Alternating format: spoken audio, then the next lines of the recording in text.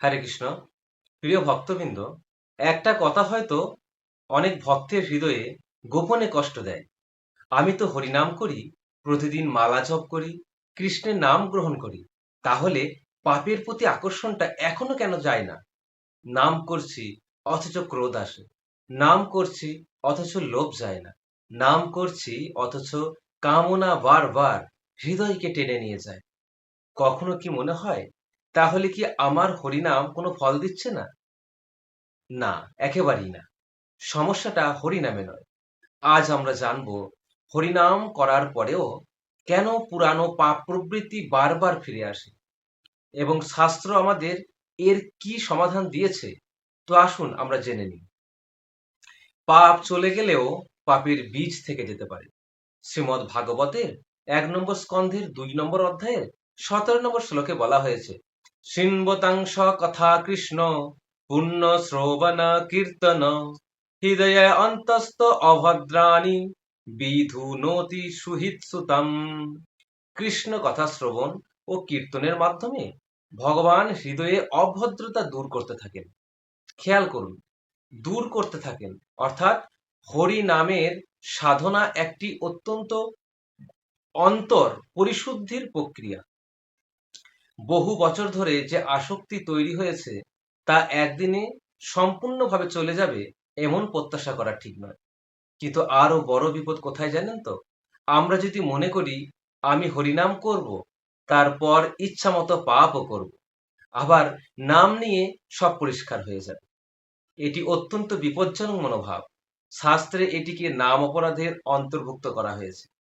পবিত্র নামের শক্তির ওপর ভর করে ইচ্ছাকৃতভাবে পাপ করতে থাকা, এটা সব থেকে বড় নাম অপরাধ।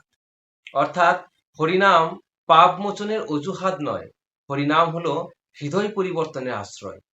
একজন ভক্ত যখন সত্যিই নাম গ্রহণ করেন, তখন তার ভিতরে ধীরে ধীরে প্রশ্ন জাগে, আমি যে কাজটি করছি তা কি কৃষ্ণকে সন্তুষ্ট করছে? এই প্রশ্নটাই পরিবর্তনের শুরু। তাহলে কিভাবে পাপের আসক্তি কমবে? শুধু মুখে নাম নয়, নাম, সাধু সঙ্গ, শাস্ত্র শ্রবণ, বৈষ্ণব সেবা এবং অপরাধ বর্জন, এই সাধনায় হৃদয়কে ধীরে ধীরে কৃষ্ণমুখী করে তোলে।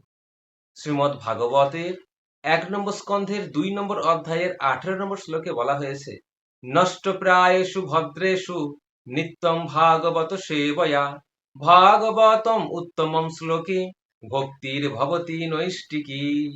নিয়মিত ভাগবত সেবা ও শ্রবণের মাধ্যমে হৃদয়ের অনর্থ ধীরে ধীরে ক্ষয়প্রাপ্ত হয়। তাই আপনি যদি হরিনাম করেন কিন্তু সারাদিন এমন সঙ্গ গ্রহণ করেন যেখানে কৃষ্ণের কথাই নেই, ভক্তির কথা নেই, বরং ভোগের আকাঙ্ক্ষা আরো বেড়ে যায়, তাহলে একদিকে নাম হৃদয়কে শুদ্ধ করছে আর অন্যদিকে আপনার পরিবেশ ও অভ্যাস সেই পুরনো প্রবৃত্তিকে আবার শক্তিশালী করছে। একটা কথা মনে রাখবেন, পাপের সঙ্গে যুদ্ধ করতে গিয়ে শুধু পাপকে দেখতে থাকবেন না, কৃষ্ণকে দেখতে শুরু করুন। শুধু বলবেন না আমি কামকে কিভাবে দূর করব, বরং বলুন আমি কিভাবে কৃষ্ণের প্রতি আরো আসক্ত হব। কারণ হৃদয় কখনো শূন্য থাকে না। জড় বস্তুর প্রতি আসক্তির বদলে কৃষ্ণের প্রতি আসক্তি বাড়াতে হবে। তাই শ্রী চৈতন্য মহাপ্রভু আমাদের কি দিয়েছেন? হরিনাম দিয়েছেন। আর এই নামই হৃদয়ের দিক পরিবর্তন করতে পারে। হে প্রিয় ভক্তবৃন্দ, আজ যদি আপনার মনে হয় আমি হরিনাম করে এখনো পাপ প্রবৃত্তির সঙ্গে লড়াই করছি, তাহলে নিজেকে ব্যর্থ ভাববেন না। যুদ্ধ চলছে, এটাই প্রমাণ যে আপনি এখনো লড়াই করছেন। আজ নাম নেওয়ার সময় শুধু বলুন, হে কৃষ্ণ, আমার হৃদয় বহুদিন ধরে জড় বিষয়ের দিকে ছুটেছে, আমি নিজে তাকে ফিরিয়ে আনতে পারছি না, তুমি আমাকে তোমার দিকে ফিরিয়ে নাও। তারপর নাম করুন, ধৈর্য ধরুন, অপরাধ থেকে বাঁচুন, সাধু সঙ্গ করুন, ভাগবত শ্রবণ করুন, বৈষ্ণব সেবা করুন, আর হরিনামকে কখনো ছেড়ে দেবেন না। কারণ যে হৃদয় আজ পাপের সঙ্গে যুদ্ধ করছে, সেই হৃদয়ই একদিন কৃষ্ণ প্রেমের জন্য কাঁদতে পারে। হরে কৃষ্ণ।